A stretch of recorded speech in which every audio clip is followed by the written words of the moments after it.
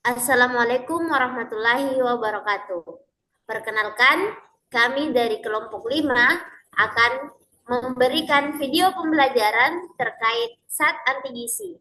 Video ini kami buat untuk memenuhi tugas mata kuliah metabolisme gizi, di mana dosen pengampu pada mata kuliah ini adalah Bapak Abdul Malik Asikin SPI MKes. Selanjutnya, teman-teman, kami akan menjelaskan terkait apa sih itu zat anti gizi di dalam pangan. Nah, zat anti gizi di dalam pangan itu berarti adalah suatu senyawa yang apabila diberikan baik langsung maupun tidak langsung pada organisme hidup itu dalam jumlah yang tertentu itu dapat mengakibatkan gangguan metabolisme. Nah, tidak hanya gangguan metabolisme, tetapi juga ketidaktersediaan suatu unsur gizi maupun gangguan ketersediaan gizi yang ada di dalam tubuh. Nah, organisme hidup yang dimaksud dalam hal ini adalah misalnya manusia. Nah, adapun beberapa zat anti gizi yang berdasarkan efek penghambatannya terhadap metabolisme zat gizi di dalam tubuh itu ada beberapa. Yang pertama itu adalah zat antivitamin. Nah, antivitamin ini merupakan senyawa yang dapat menghambat aktivitas vitamin atau menghancurkan molekul vitamin sehingga tidak lagi berfungsi. Jadi, zat antivitamin ini dapat mengurangi fungsi vitamin, bahkan menghilangkan fungsi vitamin yang kita konsumsi. Jadi, sia-sia saja. Nah, contohnya itu yang pertama adalah avidin. Nah, avidin ini merupakan antibiotin. Nah, terdapat pada albumin. Albumin itu bisa terdapat pada putih telur yang mentah. Kemudian avidin itu dapat membentuk senyawa kompleks yang tidak dapat dipisahkan oleh enzim pencernaan. Jadi, avidin ini tidak dapat diserap. Jadi, untuk menghilangkan avidin ini itu diinstruksi oleh panas, sehingga dalam memasak telur itu seharusnya dalam mengonsumsi telur itu seharusnya dimasak terlebih dahulu sehingga avidin ini tidak menghambat lagi biotin bisa diserap di dalam tubuh. Kemudian selanjutnya ada beberapa contoh lain. Avidin tadi sudah saya jelaskan, itu dapat mengganggu penyerapan biotin, di mana biotin ini sangat berfungsi bagi tubuh, misalnya pada kuku, agar menghindari kerapuan, begitupun juga pada rambut. Kemudian yang kedua adalah antipiroksidi, antipyridoksin. Nah, ini dapat kita dapatkan di dalam minyak bebijian atau minyak biji-bijian. Nah, reaksinya itu dapat mengganggu ketersediaan vitamin B6 sehingga dapat mengganggu metabolisme tubuh. Kemudian absorbes. Nah, ini dapat bersumber dari kubis, ketimun, maupun labu. Nah, reaksinya itu adalah enzim yang mempercepat oksidasi as- asam askorbat. Nah, kalau sesuatu itu teroksidasi, maka akan terjadi perubahan struktur kimia maupun perubahan fungsi sehingga tidak maksimal dalam penggunaannya. Kemudian tiaminase. Ini dapat bersumber dari ikan mentah, terutama ikan gurame. Reaksinya itu enzim yang mampu merusak tiamin. Jadi dalam mengonsumsi ikan itu sebaiknya juga dimasak terlebih dahulu agar tiaminase yang ada di dalam ikan ini bisa hilang sehingga tidak menghambat atau tidak merusak tiamin itu sendiri. Kemudian niasinogen. Nah, niasinogen ini dapat bersumber salah satunya di jagung. Reaksinya itu tidak tersedianya niasin karena terjadi kompleks dengan senyawa tersebut. Jadi, niasinagen ini dapat terjadi kompleks terhadap niasin sehingga dapat mengurangi ketersediaan niasin di dalam tubuh sehingga dapat mengganggu juga metabolisme yang ada di dalam tubuh. Kemudian antivitamin D. Ini dapat bersumber dari bungkil kedelai. Nah, antivitamin D ini reaksinya itu dapat mengoksidasi vitamin D. Seperti yang saya sebutkan tadi, saat vitamin sudah teroksidasi, itu akan mengalami perubahan fungsi atau bahkan rusak vitamin tersebut sehingga sudah tidak berfungsi apa-apa lagi di dalam tubuh. Sehingga harus diperhatikan betul dalam pengolahannya juga. Kemudian antivitamin E. Nah, antivitamin E ini dapat bersumber dari kacang kapri dan kacang merah. Jadi kacang-kacangan. Nah, reaksinya itu sama, itu mengoksidasi vitamin E sehingga vitamin E ini dapat berubah, dapat rusak sehingga vitamin E yang kita konsumsi di dalam tubuh itu sudah tidak berfungsi lagi, sudah tidak ada yang bisa difungsikan di dalam tubuh. Nah, mungkin itu dari saya terkait zat anti gizi yaitu antivitamin. Selanjutnya saya akan serahkan kepada teman saya untuk menjelaskan terkait anti protein. Baik, terima kasih. Di sini saya akan menjelaskan apa itu anti protein. Yang pertama kita harus tahu apa-apa saja jenis anti protein ini. Yang pertama, antiproteinase. Efeknya itu menghambat kerja enzim pemecahan protein sehingga kimotripsin alestase terdapat dalam kentang. Yang kedua itu, jenis kedua itu antitripsin. Efeknya itu suatu antiproteinase yang menghambat proteolisis, mampu membentuk tripsin-tripsin antitripsin kompleks dalam kacang-kacangan, kedelai, dan kecipri. Nah, jenis yang ketiga yaitu polifenol. Polifenol dengan protein membentuk senyawa kompleks atau tanin yang mampu mengikat dalam mendapatkan protein sehingga fungsinya terganggu, yaitu tanin dan pitat. Berikutnya, metabolisme antitripsin merupakan kelompok penghambat enzim atau substansi yang mengurangi aktivitas enzim. Yang kedua, banyak terdapat dalam kacang-kacangan. Dan yang ketiga, dapat mempengaruhi penggunaan protein dalam metabolisme tubuh. Yang selanjutnya, percobaan pada ayam atau antitripsin dapat menghambat proteolisis dalam unsur usus karena terbentuknya tripsin antitripsin kompleks yang tidak aktif. Nah, selanjutnya percobaan pada tikus atau antitripsin dapat menaikkan kebutuhan asam amino yang mengandung sulfur. Selanjutnya, cara inaktivasi. Yang pertama itu menggunakan panas. Yang kedua, pemanasan dengan suhu 121 derajat Celcius selama 31 menit, mengurangi aktivitas antitripsin seperti kacang tanah menjadi 1/4-nya. Yang ketiga, menaikkan pH dari 6,8 ke 9,9 dan pemanasan di suhu 90 derajat Celcius pada susu kedelai dapat mengurangi waktu yang diperlukan untuk inaktifikasi antitripsin menjadi 78 menjadi 11 menit. Yang terakhir yaitu penambahan NaOH. Inaktifikasi antitripsin membutuhkan waktu 15 menit pada 195 F, sedangkan tanpa NaOH diperlukan suhu 115 F. Mungkin itu saja yang sempat saya jelaskan pada antiprotein ini. Selanjutnya saya serahkan ke pemateri selanjutnya. Baik, di sini saya akan melanjutkan materi dari teman saya. Di sini saya akan membawakan tentang anti mineral.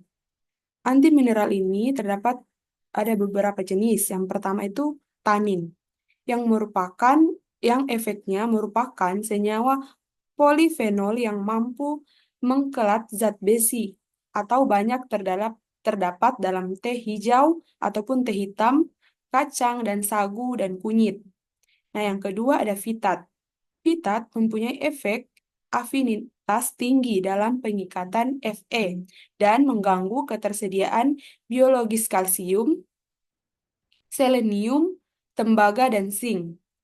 Dan terdapat dalam beberapa kacang polongan terutama kedelai dan koro. Yang ketiga itu goitrogen atau anti-tiroid. Efeknya dapat menghambat sintesis hormon tiroid atau tiroksin dan tridotironin dalam bentuk tiosinat, isotiosinat, dan cerirolin atau progitrin dan giotrin dan juga polifenol atau hemaglutinin pitotoksin. Selanjutnya, adapun penjelasan tentang metabolisme fitat. Asam fitat dapat berkaitan dengan ion logam, misalnya Sn2+, Cu2+, Mn2+, Mg2+, dan Fe3+, serta Ca2+. Manusia dan hewan tidak dapat mempunyai sistem enzim endogen yang dapat menghidrolisis molekul. Seperti fitat, ion logam tidak dapat dicerna atau tidak dapat diserap. Yang kedua, asam fitat menunjukkan sifat rakiotogenik yang dapat menimbulkan penyakit tulang karena tubuh kekurangan kalsium atau Ca. Yang ketiga, asam fitat mengikat mineral yang dapat membentuk garam yang tidak larut. Selanjutnya, faktor toksik pangan nabati. Yang pertama itu ada solanin. Pada famili Solanceae terdiri dari banyak tanaman yang penting bagi manusia. Namun, banyak di antaranya yang mengandung glikoalkanoid yang bersifat racun bagi manusia maupun hewan. Yang kedua, terdapat konsentrasi tinggi pada kentang yang berwarna hijau dan tomat yang hijau atau yang masih muda. Yang ketiga itu konsentrasi glikoalkaloid yang tertinggi ditemukan pada kulit kentang. Yang keempat, kadar awal glikoalkaloid yang bervariasi antara 10 sampai 150 msg atau gram bila terkena sinar matahari yang dapat meningkat 2 sampai 5 kalinya. Baik, itu saja yang bisa saya sampaikan. Saya kembali ke pemateri selanjutnya.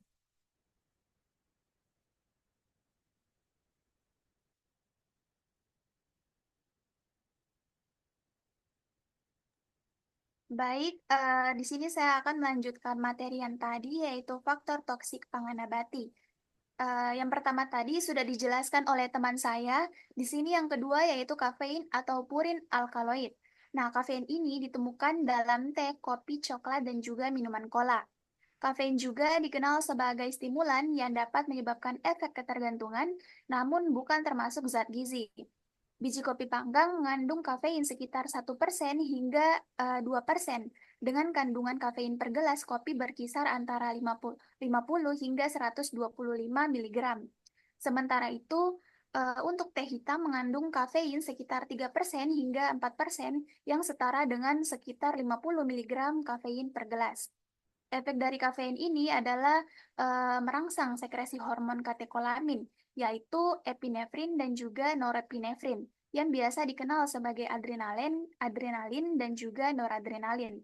Peningkatan kadar hormon ini dapat menyebabkan kadar glukosa, trigliserid, dan kolesterol dalam darah ikut meningkat.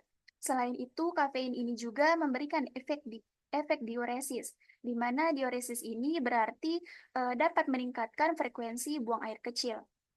Next.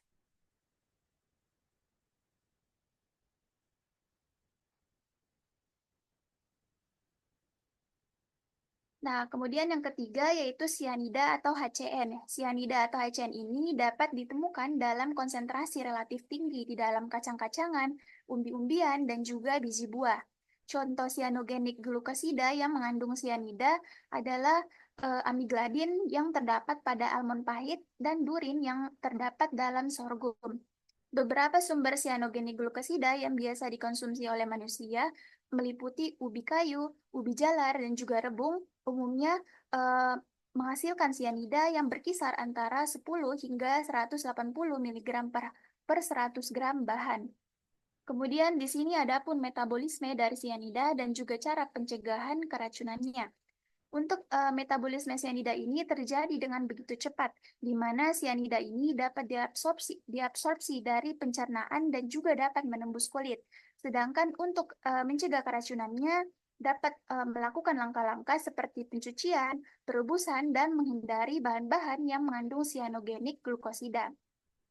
Sementara itu, memahami bahaya sianida juga dan cara pencegahannya dapat membantu mengurangi risiko kesehatan yang mungkin timbul akibat konsumsi makanan yang sudah terkontaminasi.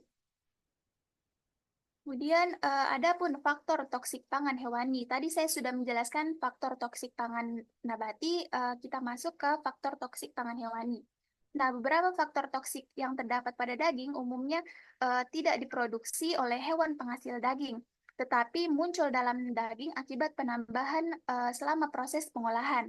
Contohnya adalah nitrit dan nitrat, serta sebagian kontaminan seperti antibiotik yang digunakan pada hewan. Nah, nitrit dan nitrat ini digunakan sebagai bahan curing, di mana untuk membuat warna daging menjadi lebih menarik. Keduanya dapat berinteraksi dengan pigmen heme yang ada dalam daging untuk memberikan tampilan yang lebih menarik bagi konsumen. Namun, penting untuk kita ingat juga bahwa meskipun nitrat dan nitrit ini memiliki fungsi yang berguna dalam pengolahan daging, keduanya juga dapat membentuk senyawa yang berpotensi berbahaya. Oleh karena itu, pemahaman tentang penggunaan bahan ini dan dampak terhadap kesehatan juga sangat penting bagi konsumen. Next. Nah, ada pun contoh daging dari faktor toksik hewani ini, yaitu yang pertama udang dan ikan. Udang dan ikan ini mengandung beberapa toksik yang berbahaya bagi kesehatan tubuh. Salah satunya yaitu toksik tetrodotoksin yang terdapat pada udang-udangan dan ikan pufferfish. Toksik ini dapat mengganggu fungsi saraf sehingga menyebabkan pusing, lumpuh, dan juga kesulitan bernapas. Selain itu, saksi toksin juga ditemukan pada beberapa jenis makanan laut dan dapat menyebabkan paralisis shellfish poisoning atau biasa disebut dengan PSP. Sejarah mencatat adanya keracunan massal akibat konsumsi massal yang terkontaminasi saksi toksin ini, yang menunjukkan betapa berbahaya toksik ini. Kemudian ada pun histamin. Nah, histamin ini adalah toksik lain yang terbentuk di otot ikan ketika ikan dibiarkan pada suhu yang tidak tepat. Proses ini terjadi ketika histidin diubah menjadi histamin oleh bakteri tertentu dan dapat menyebabkan reaksi alergi jika ikan yang terkontaminasi itu dikonsumsi. Sementara itu, contoh lainnya terdapat pada putih telur mentah. Putih telur mentah juga mengandung zat antigizi yang dikenal sebagai avidin dan ovomucoida. Zat-zat ini memberikan efek negatif pada kesehatan, terutama pada bayi dan juga anak-anak, karena dapat menghambat penyerapan biotin yang penting untuk berbagai fungsi tubuh. Oleh karena itu, penting untuk memperhatikan cara pengolahan dan juga penyimpanan makanan laut serta telur guna mencegah potensi risiko kesehatan yang dapat ditimbulkan oleh toksik dan zat antigizi tersebut. Baik, mungkin itu saja yang dapat saya paparkan. Saya kembalikan kepada moderator.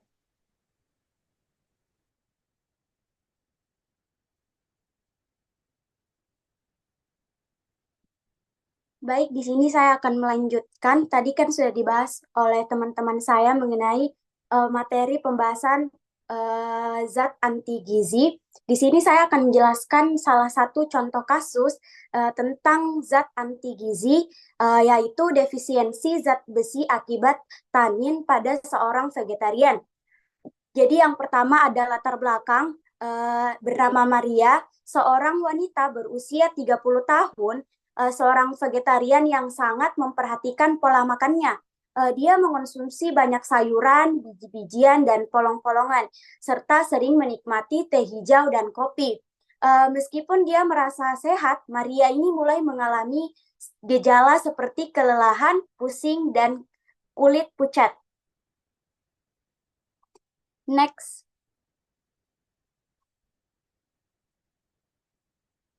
Yang kedua akan dilanjutkan yaitu pengamatan awal. Di sini Maria setelah mengunjungi dokter dan menjalani serangkaian pemeriksaan didiagnosis dengan defisiensi zat besi. Dokter menginformasikan bahwa meskipun Maria mendapatkan asupan zat besi dari makanan nabati, ada kemungkinan penyerapan zat besi terganggu karena tingginya dia mengonsumsi tanin dari teh dan kopi.